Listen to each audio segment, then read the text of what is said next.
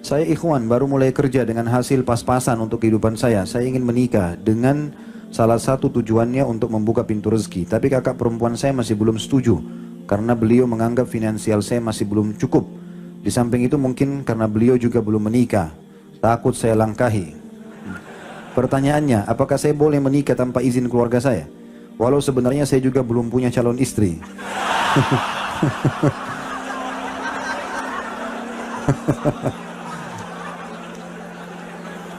Dari tadi kita baca di awal ini pikirannya sudah ada apa? Baiklah, kita hargai niat yang baik. Daripada antum yang tidak ada niat sama sekali. Pertama sekali, saudarinya nggak punya hak menahan ini. Nggak ada hubungannya antara pernikahan antum dengan adik atau kakak perempuan antum. Nggak ada hubungannya.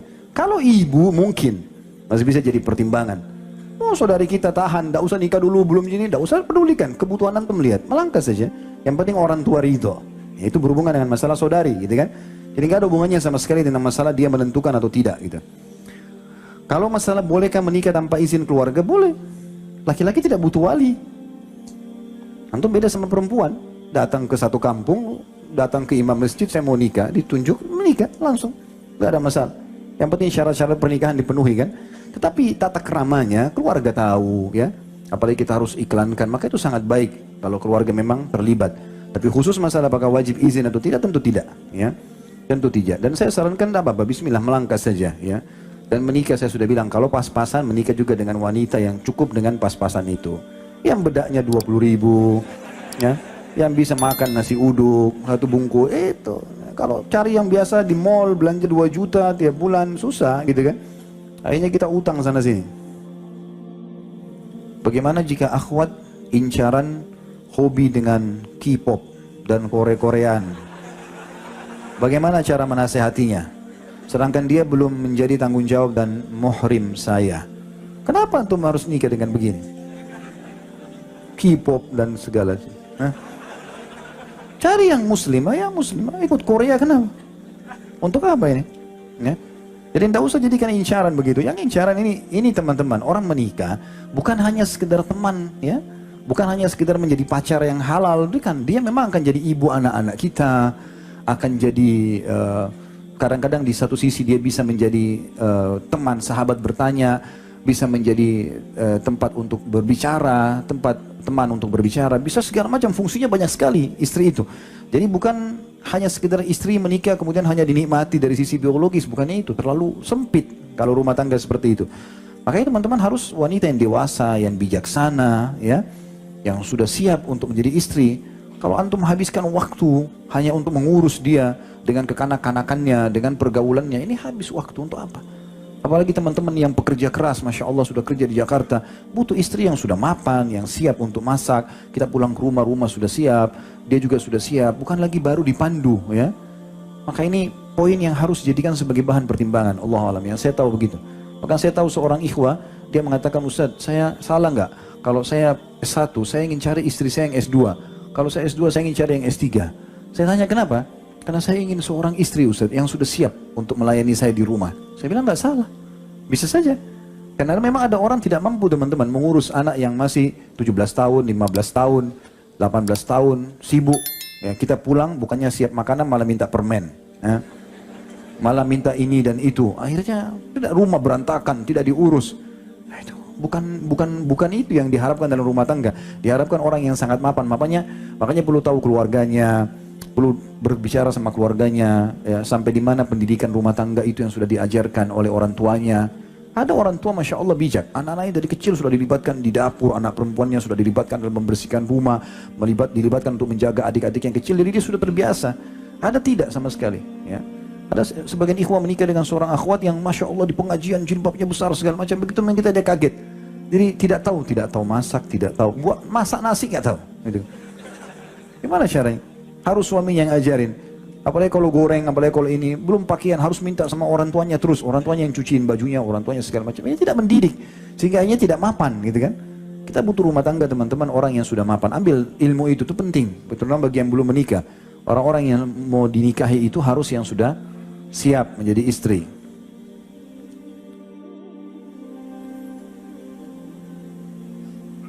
saya mendapatkan jodoh saya. Dua dan ikhtiar sudah saya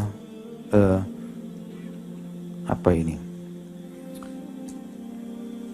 Apakah itu cobaan buat saya? Soalnya saya sudah 27 tahun dan saya punya pekerjaan dan merasa sudah siap. Mungkin maksudnya ini sudah sampai umur 27 tahun, sudah ikhtiar tapi masih belum datang jodoh juga gitu ya. Kalau memang betul-betul ya, artinya dengan kita coba membuka diri, masih belum ada yang melamar. Misalnya kalau ini akhwat ya, kemudian memang setiap ada yang melamar terus kemudian gagal lagi, maka bersabar, nggak ada masalah.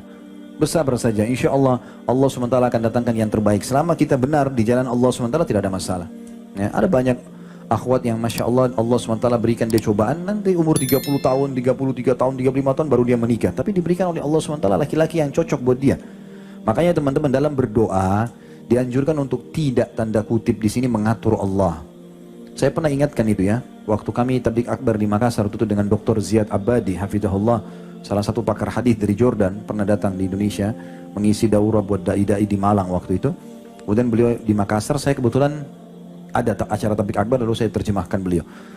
Beliau mengatakan, salah satu yang dikatakan adalah, judul tabligh akbar kalau nggak salah, wasiat emas para kaum salaf. Di antaranya dia bilang, saya mau berbagi ikhwan dan akhwat sekalian. Saya ini dulu waktu menikah karena semangatnya ingin punya anak yang pejuang, yang jadi dai, yang jadi mujahid, dia bilang. Maka saya bilang, ya Allah jangan engkau karuniakan aku anak kecuali laki-laki. Saya selalu bilang begitu. Maka dia bilang, subhanallah 5 kali istri saya hamil, 5 kali keguguran. Dan selama keguguran itu, anak saya semua perempuan itu. Karena dia minta kepada Allah SWT, jangan kasih anak kecuali laki-laki. Jadi 5 kali gugur terus. Sementara itu anak perempuan yang Allah kasih. Dia bilang, lalu kemudian saya temui guru saya, kebetulan beliau muridnya Syekh Albani, rahimahullah. Maka dia bilang, saya tanya sama Syekh Albani, Syekh, tolong nasihatin saya, doakan saya supaya saya dikasih anak. Maka Syekh mendoakan, semoga Allah karuniakan kau anak yang saleh, laki-laki atau perempuan, gitu kan. Padahal Syekh tidak tahu permasalahan dia bilang, tidak tahu kalau istri saya sudah keguguran sampai 5 kali. Maka saya pun berdoa seperti apa yang guru saya berdoa, ya Allah karuniakanlah saya anak yang saleh atau saleha. Maka setelah itu lahirlah anak. Saya kebetulan pernah datang ke Jordan, ke rumah beliau di Amman, diundang makan waktu itu sebelum masuk ke Palestina. Maka pada saat itu makan di rumah dilihatin sama dia, ini Khalid anak-anak saya, anak laki-lakinya ada berapa, 3 orang atau 4 orang, ada anak perempuannya, tapi anak perempuan karena sudah dewasa di dalam. Dia bilang, alhamdulillah saya sekarang punya anak 6 atau 7, anak dia laki-laki dan perempuan, ya, selang-seling satu sama yang lain. Dia bilang, setelah saya berdoa begitu, alhamdulillah istri saya hamil, melahirkan normal semuanya, dan sampai sekarang semuanya sehat, gitu kan. Artinya teman-teman, minta kepada Allah Subhanahu wa Ta'ala secara umum, ya Allah karuniakan saya pasangan yang saleh dan saleha. Tidak usah sebutkan kriterianya. Ya Allah saya mau yang tinggi, yang putih, yang begini dari keturunan ini. Jadi kalau belum ada itu tunggu sampai datang, gitu kan. Tapi kalau kita serahkan kepada Allah SWT, nanti Allah tunjukkan kepada kita, insya Allah itu akan lebih mudah, ya.